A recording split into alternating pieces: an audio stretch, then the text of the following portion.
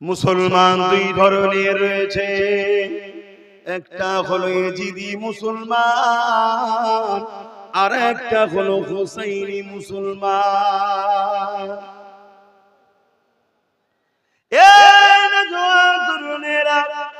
বাপিরা, মায়েরা, বোনেরা, মন্দির শুনে, কারবালার ময়দানেও দুই ধরনের ছিল। একদিকে জিদি মুসলমান, আর একদিকে হোসাইন পাকের সাথী হোসাইনি মুসলমান।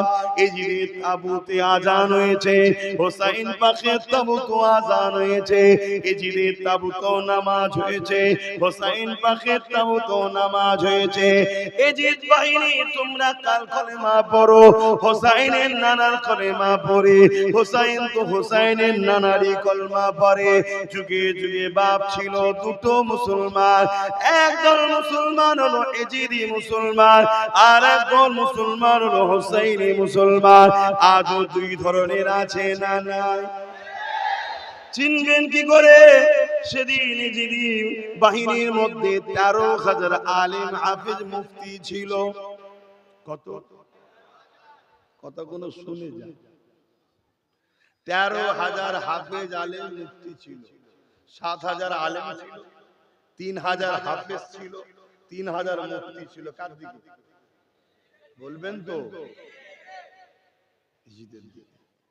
তারাও তো মুসলমান নাকি?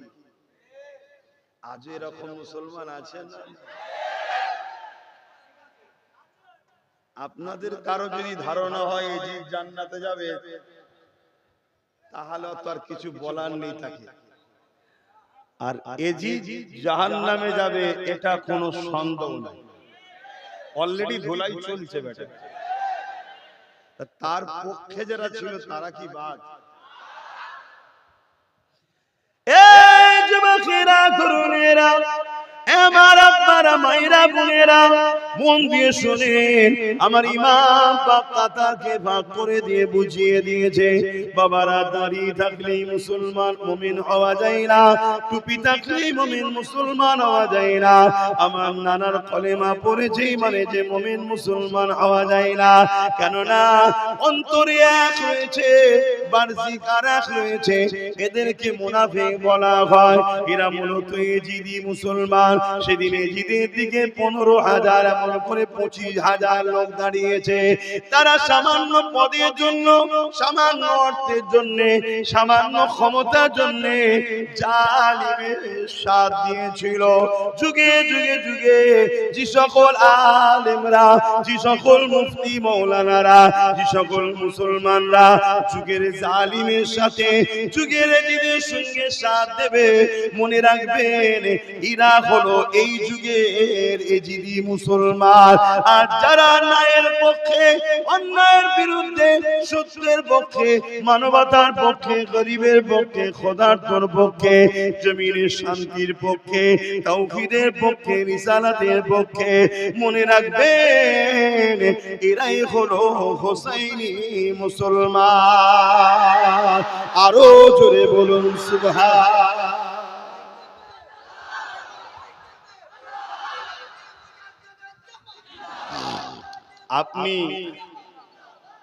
আপনি হোসাইনি না এজিদি, আমাকে দেখিয়ে কিছু লাভ নেই।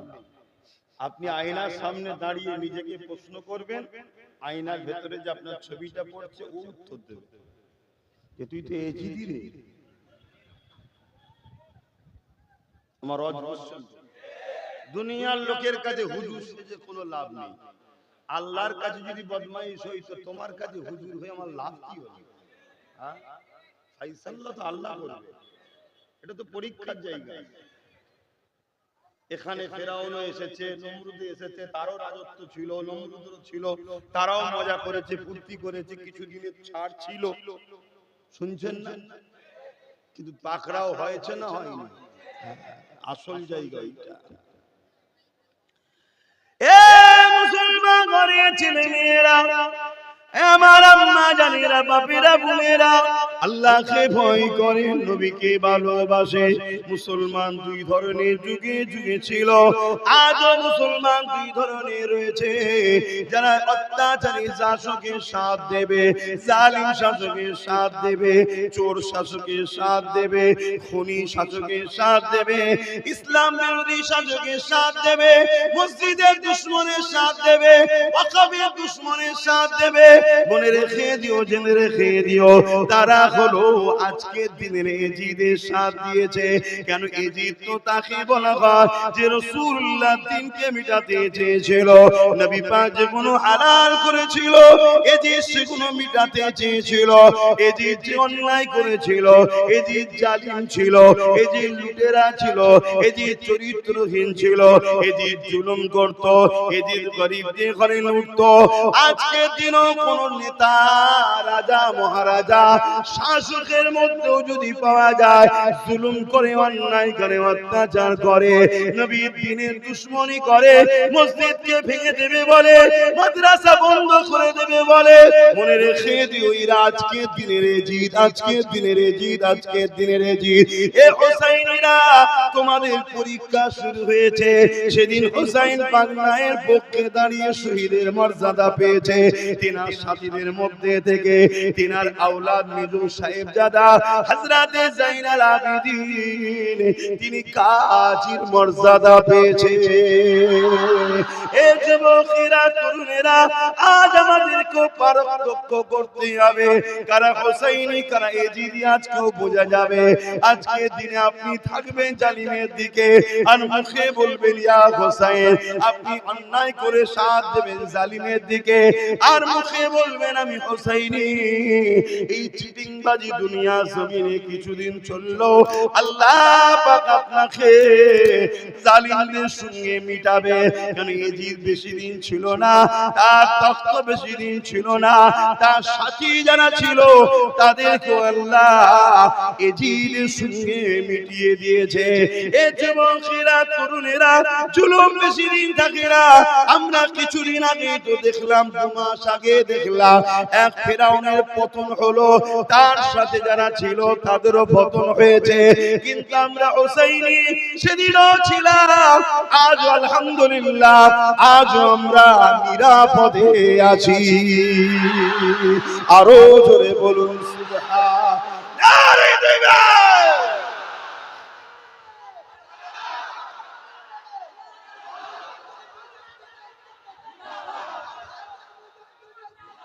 ভাইরা আমার, আমাদের আব্বা জান সৈয়দনা ইব্রাহিম আলাইহিস সালাম, আমাদের আব্বা জানেন তো নাকি? আপনাদের নয়? তাহলে বলবেন তো, বলুন আলহামদুলিল্লাহ। তাহলে আপনারাও আল্লাহ করে নবীর বেটা, সৈয়দনা ইব্রাহিম আলাইহিস সালামের ছেলে। সব প্রতিটা মুসলমান হলো বাপ ইব্রাহিম সাল্লামের আওলাদ। বলুন সুবহানাল্লাহ। আবার ফটো করছো,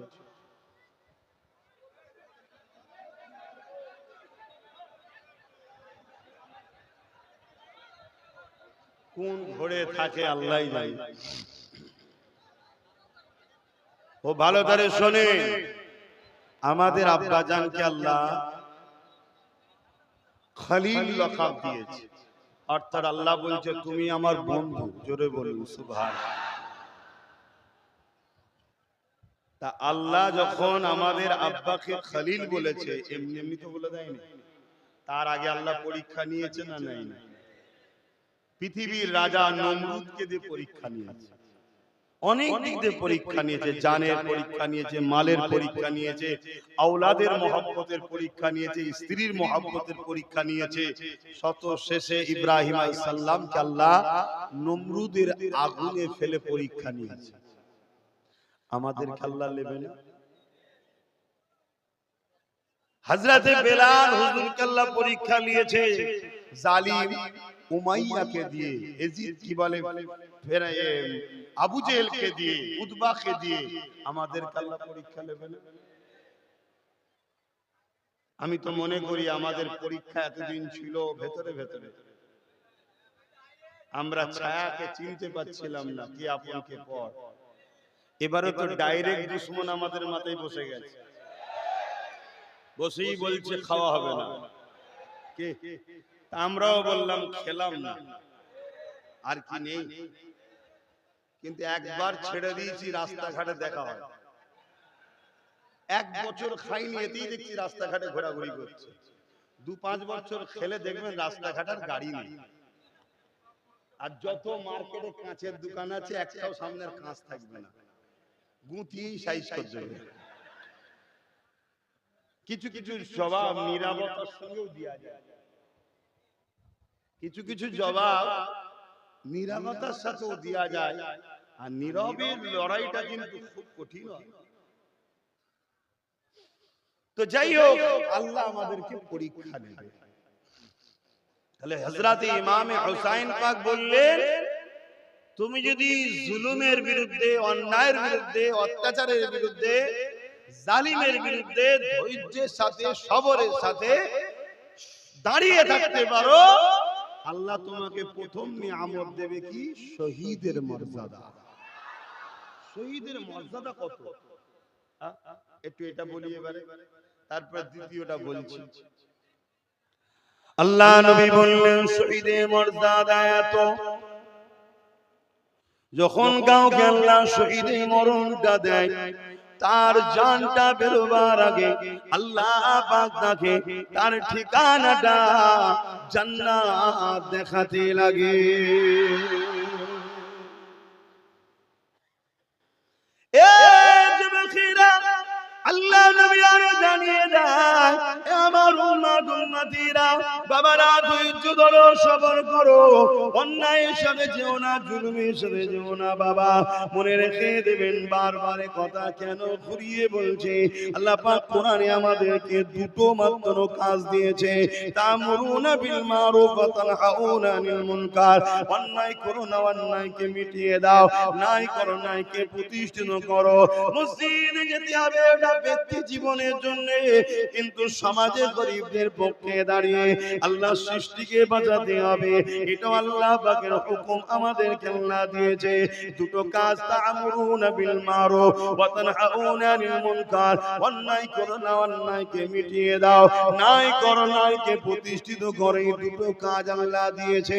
হে যুবকেরা, তরুণেরা, দুনিয়া সামান্য পদ নেবার জন্য, দুনিয়া সামান্য আরামের জিন্দেগির জন্য, দুনিয়ার কিছুদিনের মজা ফুর্তির জন্য আপনি আজকের এই জিদের কথাকে শুনছেন, কিন্তু আপনার আল্লাহ আপনাকে যিনি সুন্দর করে সৃষ্টি করেছে, সেই আল্লাহ পাকের জন্য আপনি কেন অন্যায়ের বিরোধী করবেন না? কেন জুলুমের বিরোধী করবেন না? কেন গরিবের পক্ষে দাঁড়াবেন না? কেন এতিমের পক্ষে দাঁড়াবেন না? কেন বিধবার মর্যাদার কথা ভাববেন না? কেন দুনিয়ার মুখে আপনি নাই সাম্য শান্তি প্রতিষ্ঠিত করবেন না? এটা তো আল্লাহ পাক কাজ দিয়েছে। আল্লাহ যেমন নামাজ দিয়েছে, রোজা দিয়েছে, দাড়ি দিয়েছে, টুপি দিয়েছে, হজ দিয়েছে, সেই আল্লাহই তো তোমাকে আমাকে শিখিয়েছে ইসলামের সবথেকে ভালো কাজ হলো ক্ষুধার্ত মানুষকে খানা খাওয়ানো। এই যুবকেরা, হুসাইনি দাবি করলে হয় না। এজিদের কাজ ছিল লোকের খাবারকে কেড়ে নেওয়া, আর হুসাইন পাকের কাজ হলো ক্ষুধার্তকে নিজে না খেয়ে খাওয়ানো। আজকে জিদ না হুসাইন, যে যার নিজেকে প্রশ্ন করলে উত্তর আছে না না? যে যার ভেবে নাও, আমার তো কাজ দিয়ে দিও। কত নামধারী মুসলমান হজ করেছে, গরিবের জমি জায়গা ধন দৌলত টাকা পয়সা ঝেড়েছে না ঝাড়েনি? এরা মুসলমান তো তাহলে কি এজিদি না হুসাইনি? সন্দেহ হচ্ছে?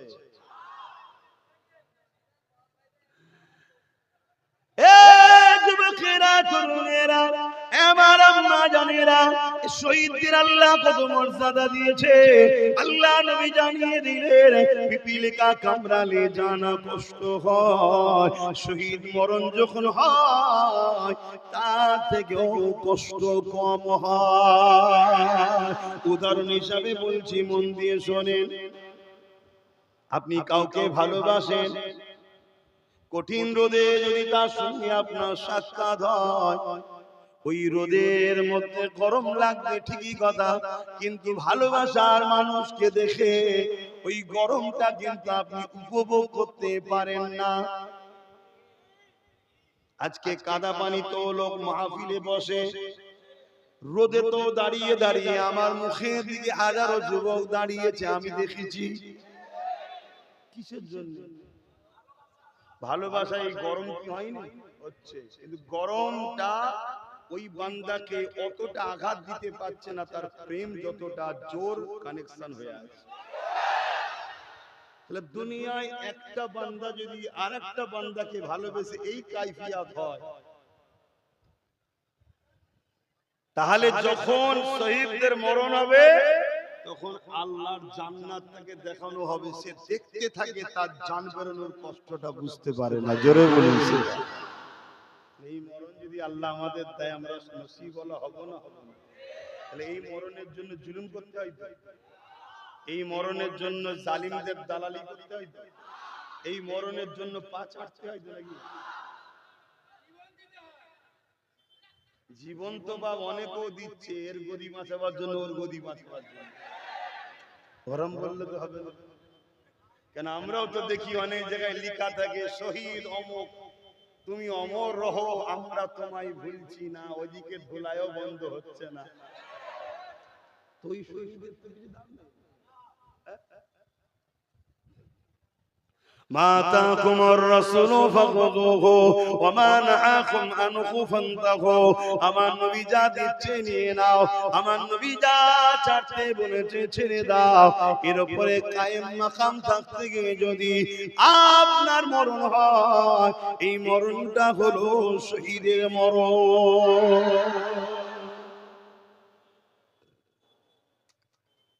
এই যুবকেরা, তরুণেরা, আর একটুখানি বলি, শহীদের কতটা মর্তবা, শহীদ যারা হয়েছে কত আনন্দ পেয়েছে, কত মজা তারা পেয়েছে। আর একটুখানি শোনো, হয়তো অবাক হয়ে যাবে যে একটা মানুষ মারা গেছে, আনন্দের কি আছে? না না না, শোনো শোনো, প্রেম যে করে সে প্রেমের মজা বোঝে, যে প্রেম করে তাকে বোঝানো সম্ভব নয়। দুনিয়া দুনিয়াকে প্রেম করে, মানুষ মানুষকে প্রেম করে, নেতা মন্ত্রীর জন্য মানুষ জীবন দিয়ে দিচ্ছে, একে অপরের জন্য জীবন দিয়ে দিচ্ছে। আর যারা মহান খালেক আল্লাহকে প্রেম করে,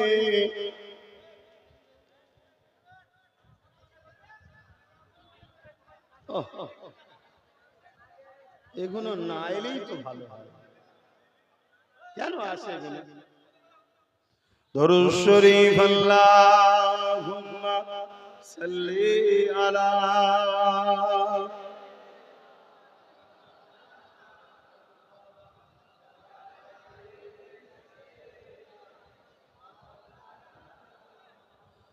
আল্লাহুম্মা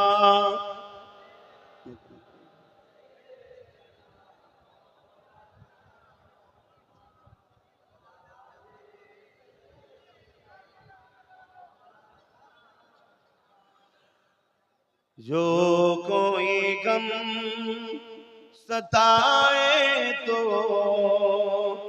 मदीना याद कर लेना, दिल को चैन आए तो मदीना याद कर लेना। सुना है मुश्किलों में कोई साथ नहीं चलते, सुना है मुश्किलों में कोई साथ नहीं चलते,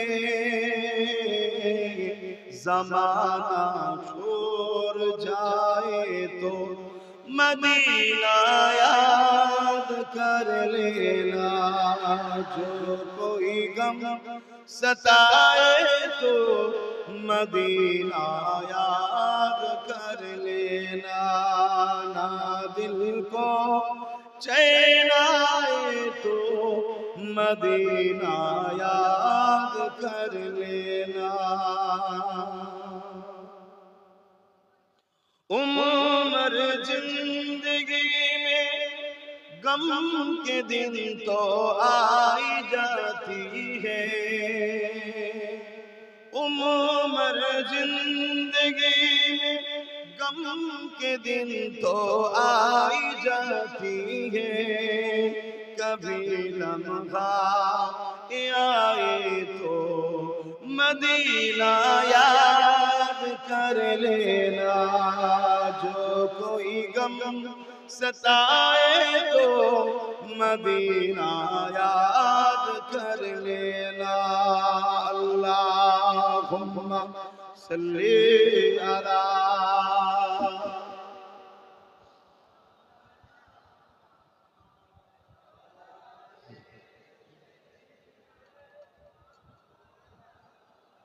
আমার বাপজানেরা বুঝার চেষ্টা করে, দুদিনের দুনিয়া, আখিরাতের কথা ভাবেন। শহীদের মর্যাদা কত, কিয়ামতের দিন আল্লাহ জান্নাতীতে ঘরে যখন জান্নাতে পাঠিয়ে দেবে, আল্লাহ জিজ্ঞেস করবে জান্নাতীরা, তোমরা দুনিয়ায় তো আমার জন্য অনেক কষ্ট করেছো, অনেক ত্যাগ স্বীকার করেছো, অনেক লাঞ্ছিত হয়েছো, অনেক অবহেলিত হয়েছো, আজ আমি আল্লাহ তোমাদেরকে যে জান্নাত দিলাম এতে তোমরা কি খুশি? তারা তখন বলবে, আল্লাহ আমরা দুনিয়ায় যা কষ্ট করেছি, যা ত্যাগ স্বীকার করেছি, তার থেকে অনেক অনেক গুণ দামি নিয়ামতের পুরস্কার জান্নাত দিয়েছেন। জোরে বলি আল্লাহ, আমরা ভাবতে পারিনি আপনার জান্নাত এত সুন্দর, এত ভালো, এত আরাম, এত নিরাপদ। আল্লাহ তখন জিজ্ঞেস করবে, তাহলে তোমরা কি আর দুনিয়ায় যেতে চাও? তারা বলবে, আল্লাহ আমরা ওই ফিতনার দুনিয়া, কষ্টের দুনিয়ায় আজ যাব না, আপনি আমাদেরকে পাঠাবেন না আল্লাহ, আপনি আমাদেরকে জান্নাতে রেখে দেন। কিন্তু একদল যুবক দাঁড়িয়ে গিয়ে বলবে, আল্লাহ আমরা আপনার দুনিয়ায় যেতে চাই। বলুন সুবহানাল্লাহ। আল্লাহ বলবে, বান্দারে কি এমন মজা দুনিয়াতে পেয়েছো যেটা আমার জান্নাতের মধ্যে পেলে না? বান্দারা বলতে লাগবে, আল্লাহ পাক অবশ্যই আপনার জান্নাতের কোনো তুলনা নাই, আপনার জান্নাত এত শান্তি, এত সুন্দর, এত নিরাপদ, আল্লাহ পাক এখানে কোনো গুঞ্জাইশ নাই, কোনো তুলনা নাই। কেউ জান্নাত থেকে যেতে চাইবে না আল্লাহ, তবে বান্দা তোমরা কেন যেতে চাইছো?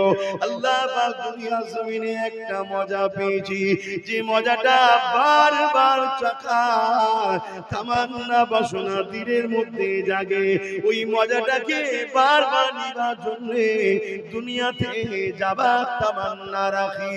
আল্লাহ পাক জিজ্ঞাসা করবে, আমার বান্দারে বলো কি মজা, কার কথা তুমি বলছো বলো? বান্দা বলতে লাগবে, আল্লাহ আপনি কোরআনের মধ্যে জানিয়েছিলেন, তা'মুরুনা বিল মা'রুফ ওয়া তানহাউনা আনিল মুনকার, অন্যায়কে মিটিয়ে দাও, অন্যায় করো না, জুলুমকে মিটিয়ে দাও, ন্যায়ের পক্ষে দেখো ন্যায় করো।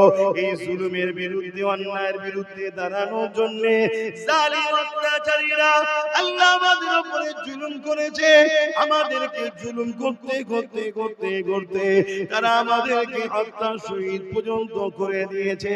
কারণ আমরা ন্যায়ের পক্ষে ছিলাম, সাম্যের পক্ষে, শান্তির পক্ষে, তাওহীদের রিসালাতের পক্ষে। এক কথায় আপনার কোরআন হুকুম করেছে জুলুমের পক্ষে যেও না, জালিমরা আমাদেরকে আল্লাহ তাদের পক্ষে না থাকার জন্য, আপনার পক্ষে থাকার জন্য তারা আমাদের উপরে অনেক অত্যাচার করেছে। এই অত্যাচার শুয়ে শুয়ে তারা যখন আমাদেরকে মেরে ফেলতো, মরণটা যখন আমাদের মধ্যে আসতো, মৃত্যুটা যখন আমাদের ঘটতো, আল্লাহ পাক এতটা মজা লেগেছে এই কারণে যে আল্লাহ দিয়া জান আল্লাহর জন্যই দিয়ে দিলাম। দিয়েছেন জান আপনি, আপনার জন্য দিলাম। দুনিয়ার কত লোক আছে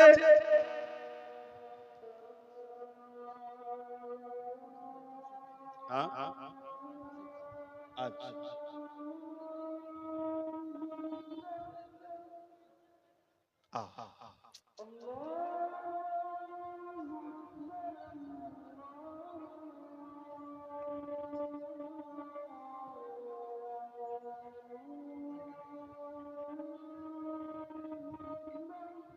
দরুদ শরীফ আল্লাহুম্মা সাল্লি আলা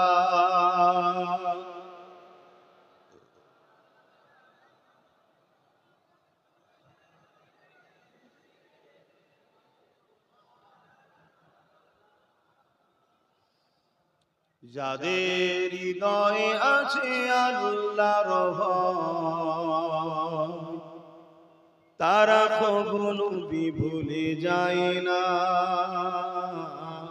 আল্লাহ প্রেম ছাড়া এই দুনিয়া কারো কাছে কোনো কিছু চায় না যাদের হৃদয়ে আছে আল্লাহর ভয় তারা কখনো ভুলে যায় না আল্লাহ প্রেম ছাড়া এই দুনিয়া কারো কাছে কোনো কিছু চায় না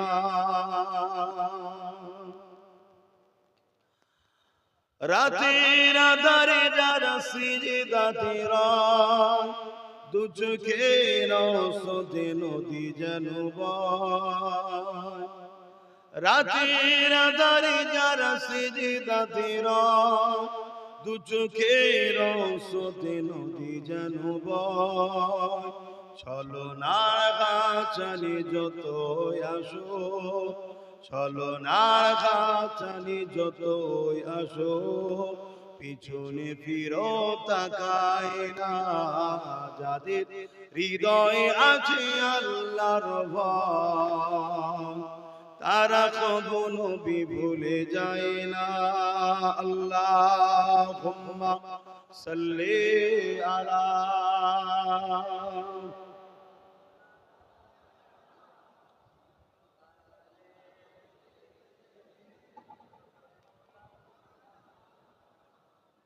যা আকাশের সংক্ষেপ করব তার আগে বলে দিই প্রথম নম্বর শহীদের মর্যাদা দেবে দ্বিতীয় নম্বর হলো আল্লাহ পাক ন্যায়ের পক্ষে যারা থাকে সত্যের পক্ষে যারা থাকে জুলুমের বিরুদ্ধে যারা দাঁড়িয়ে থাকে আমার আল্লাহ তাদের মধ্যে দ্বিতীয় নম্বর পুরস্কার হলো শহীদ যদি না পায় আল্লাহ তাকে গাজীর মর্যাদা দেয়